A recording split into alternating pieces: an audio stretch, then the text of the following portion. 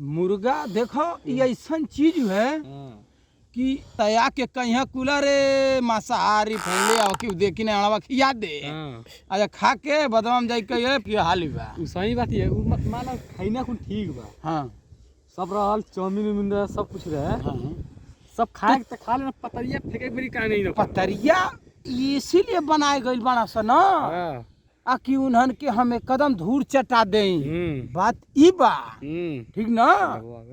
अगर मान ल अगर उन्हन के अब ओकरे घर तू जइब तू मजबूरी बा तू खाइब आ पतरियो फेंकब मजबूरी मजबूरी बात सही है आपका। हाँ उन लोगों का मनोबल शुरू से हम लोग ही बढ़ाए हैं मतलब वो लोग हम लोग को नीचा समझते हैं। हाँ तो इसीलिए तो कहने मतलब ये है कि वो लोग मुझे नीचा समझते हैं। हाँ नीचा समझते हैं। ऐसा क्या करें कि हम उन लोगों को नीचा करें। हाँ तो ऐसा करना पड़ेगा वो लोग कुछ भी कहते हैं उसको कुछ मत सोचो ठीक है। अपना नोट बनाओ अभी नोट तुम्हारे पास रहेगा सब तो खुद आएगा तुम्हारे घर झाड़ू मारेगा।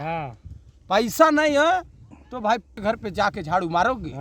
उन लोगों को पहले से ही पैसा है पहले से ही है। डर है हम लोग का भाई उन लोग प्रॉपर्टी वाले हैं तो सिचुएशन के हिसाब से सब देखा जाता है।